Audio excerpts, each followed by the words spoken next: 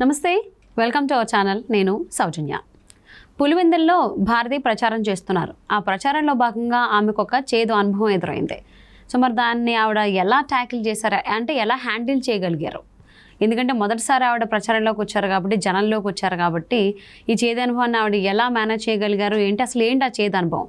ఈ అంశానికి సంబంధించి మనతో మాట్లాడడానికి, వారి విశ్లేషణని మనతో పంచుకోవడానికి ఈరోజు మనతో పాటు ఉన్నారు సీనియర్ జర్నలిస్ట్ డాక్టర్ దుర్గా వడ్లమని ఉన్నారు. వారితో మాట్లాడదాం. నమస్తే అండి. నమస్తే. సో భారతి మొట్టమొదటిసారి వాళ్ళ హస్బెండ్ జగన్మోహన్ రెడ్డి కోసం ప్రచారంకి వచ్చారు పులివెందుల్లో. సో వచ్చారుగా పాపం ధైర్యం చేసి, బట్ ఆవిడకు ఒక చేదు అనుభవం ఎదురైంది అంటారు. ఇందుకు ఏంటి ఆ చేదు అనుభవం, దాన్ని ఆవిడ ఎలా హ్యాండిల్ చేశారు? అంటే ఇది ఒకటి స్టార్టింగ్, ఇది ఆవిడకి ఈ చేదు అనుభవాలు ఇంకా ఆరంభ దశలో ఉన్నారు ఆవిడ. ఓకే. ఈ ప్రచారం అయ్యేలోపు ఇంకా చాలా ఎదుర్కొంటారు ఆవిడ. అయితే నిన్న ఆవిడ పులివెందుల వేంపల్లిలోని కుమరాంపల్లి అని ఒక ప్లేస్కి వెళ్ళారు. వెళ్ళి జగన్మోహన్ రెడ్డి తరఫున ప్రచారంలో భాగంగా ఓటు వేయమని అడిగారు ఆవిడ. అడిగితే అక్కడ మాజీ సర్పంచ్ భర్త ఒక ఆయన, రెడ్డి గారే వారు కూడా, ఆయన నిలదీశాడు ఈవిడ్ని. అమ్మా, నువ్వు అసలు వచ్చావు బాగానే ఉంది, నువ్వు నీ భర్తకి చెప్పు, ముఖ్యమంత్రి నీ భర్త కదా, ఇది నా ఎస్సీలు, నా బీసీలు, నా మైనారిటీలు అంటాడు కదా ఆయన, అది కానీ నా రైతన్నని ఎప్పుడూ అనలేదు. మా పాస్బుక్ల మీద మీ ఆయన ఫోటో ఏంటి, జగన్మోహన్ రెడ్డి తన ఫోటో ఎలా వేసుకుంటాడు, అది అది అసలు కుదరదు, అది అట్లాగా తాత ముత్తాతల నుంచి మా ఆస్తి, అది మా తాతలు మాకు ఇచ్చింది, ఈయన ఫోటో వేసుకోవటం ఏంటని నిలదీశాడు. ఓకే, చాలా బాగుంది కదా. ఎందుకంటే ఇది అడగాల్సిన ప్రశ్న. బికాజ్ మనం ఫస్ట్ నుంచి చెప్తున్నాం భారతీ రెడ్డి వెళ్తే చేదు అనుభవాలు ఎదురవుతాయని. అంతేకాదు 5 ఏళ్ళు ఆవిడ మాట్లాడకుండా కూర్చుని ఇప్పుడు భర్త కోసం, అవినాష్ రెడ్డి కోసం ఆవిడ బరిలోకి వచ్చింది. ఆవిడ అంటే ఎన్నికల బరిలోకి, అంటే ప్రచార బరిలోకి దిగారు ఆవిడ. దిగినప్పుడు ప్రజలు ఈ రకంగా, అందులో సొంత పార్టీ నుంచి, అతను వైకాపా, అతనేం బయటవాడు కాదు, వైకాపా నాయకుడు భాస్కర్ రెడ్డి కదా, అది భాస్కర్ రెడ్డి ఆయన పేరు. ఇంకొక విషయం ఏంటంటే అది వాళ్ళ జిల్లా, వాళ్ళ ప్లేస్, వాళ్ళ ప్రాంతం, ఎక్కడో బయట కూడా కాదు. ఆవిడ మొహం ఎక్కడ పెట్టుకోవాలో తెలియక ఆన్సర్ ఇవ్వలేక ఆవిడ తోక ముడిచింది ఆవిడ. ఇప్పుడు ఎందుకు చెప్పుకుంటున్నామంటే, మీరు చూసుకుంటే ఇప్పుడు ఉంటాయి కదా సర్వే రాళ్ళు ఉంటాయి కదా, సర్వే రాళ్ళ మీద జగన్ బొమ్మమ్మ, పట్టా పుస్తకాల మీద జగన్ బొమ్మ. అసలు మీకు ఇంకా వాళ్ళకి ఇంకా కుదరలేదు, లేకపోతే మీకు పచ్చబొట్లు కూడా ఇచ్చేస్తారమ్మా. కాదు, నిజంగా ఇప్పుడు ఆలోచిస్తే, అంటే వాళ్ళ కార్యకర్తల అందరి భుజాల మీద, అంటే కనిపించే ప్లేసుల్లో చేతుల మీదో, లేకపోతే ఇక్కడ ఈ చేతి దగ్గర ఎక్కడో ఇప్పుడు జగన్మోహన్ రెడ్డి బొమ్మ పచ్చబొట్లు వేయిస్తారేమో.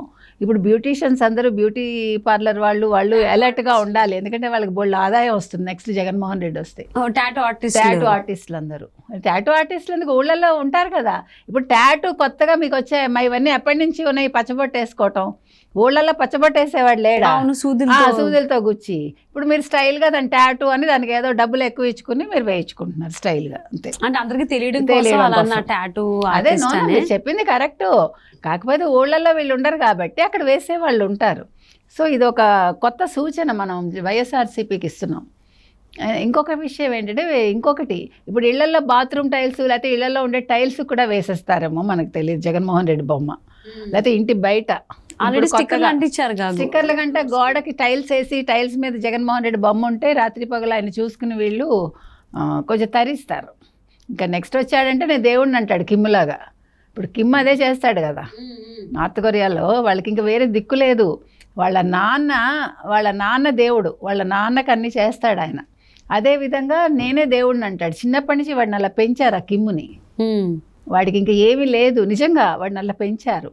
అందుకని వాడు ఎంత క్రూరుడు అంటే యూ కెన్ నాట్ బిలీవ్, అసలు మీరు అన్ఇమాజినబుల్ అనమాట.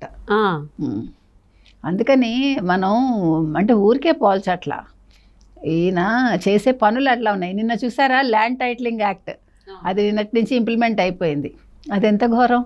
అందులో పాస్ పుస్తకాల మీద ఈయన బొమ్మే, అదేంటది సర్వే నెంబర్ల మీద ఈయన బొమ్మే, అన్నింటి మీద ఆయన బొమ్మే. ఆయన బొమ్మ ఏంటి, నా ఆస్తి మీద నీ బొమ్మ ఏంటమ్మా, నువ్వెవడు, నువ్వు ఇచ్చావా, మా నాన్న ఇచ్చాడు, మా తాత ఇచ్చాడు నాకంటారు జనాలు. అదే ఇప్పుడు ఆయన భాస్కర్ రెడ్డి అడిగారు, తప్పులేదు కదా. నా రైతన్నని ఒక్కరోజు అన్నాడు ఆయన.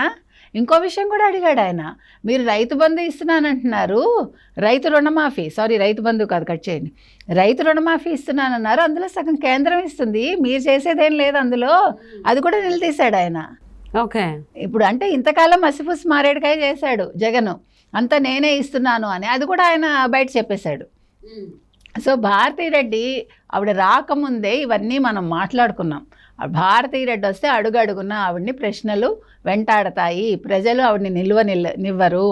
ఎందుకంటే అవినాష్ రెడ్డి కోసం ఆవిడ ఎందుకు వస్తోంది, ఇప్పుడు పులివెందుల్లో ఆవిడ వచ్చి ఎందుకు జగన్మోహన్ రెడ్డి తరఫున ప్రచారం చేస్తోంది, జగన్మోహన్ రెడ్డి గెలవలేడా, ఈవిడ ప్రచారం లేకుండా గెలవలేడా, ఆడవాళ్ళ సహాయం లేకుండా ఆయన గెలవలేడా, ఆల్రెడీ అయిపోయింది, మనం 100 సార్లు చెప్పుకున్నాం ఇప్పటికి. షర్మిల చేసి పెట్టింది ఇంతకాలం 2019కి ముందు ప్రచారం అయిపోయింది, పాదయాత్ర అయిపోయింది, తల్లి హెల్ప్ చేసింది, రాజన్న రాజ్యం ఉంది ఆవిడ ఇప్పుడు ప్రాణభయంతో పారిపోయింది.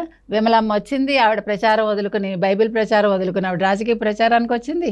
సౌభాగ్యమ్మ లేఖలు, లక్ష్మి గారి లేఖలు, ఇప్పుడు ఇప్పుడు భారతీరెడ్డిను. సో ఇవన్నీ ఇలా జరుగుతూనే ఉంటాయి. ఇప్పుడు ఆవిడకి ఇంకా అడుగడుగును ఇంకా ముందుంది ముసళ్ళ పండుగ, కానీ ఈ ప్రచారం అయ్యేలోపు ఆవిడకి ఇంకా చాలా చేదు అనుభవాలు ఉంటాయి ఆవిడకి. ఇది ఇక్కడతో ఆగదు. అంటే ఒకవేళ ఇలాంటివన్నీ వస్తున్నాయని చెప్పేసి అని ఏమన్నా వెనకడుగేస్తారా భారతి? వెనకడుగు వేయలేదు, ముందడుగు వేయలేదు. ఇప్పుడు అది కరవమంటే కోపం, విడవమంటే పాముకు కోపం అని ఓ పక్క ప్రజల్ని ఆవిడ వెళ్ళి మాట్లాడాలి, లేదంటే మొగుడికి ఆన్సర్ ఇచ్చుకోవాలి. అందుకని ఇది ఎటు కాకుండా ఆవిడ వెళ్ళి తీరాలి. వెళ్ళి నోరు మూసుకుని వెనక్కి వెళ్ళిపోతూ ఉంటుంది వాళ్ళు ప్రశ్నిస్తే, అంతే. సైలెంట్ అయిపోతుంది. ఎందుకంటే ఆవిడ దగ్గర ఆన్సర్ లేదు కదా. ఇప్పుడు జగనన్న గారు ఏం చేయలేదు కదా, ఆయన సంక్షేమాలు ఇచ్చాడు అప్పులు చేసి, మొన్న చేయలేనని చెప్పేశాడు కదా, ఇంతకంటే నేను చేయలేను 3500 కంట మేనిఫెస్టో అని చెప్పాడు కదా.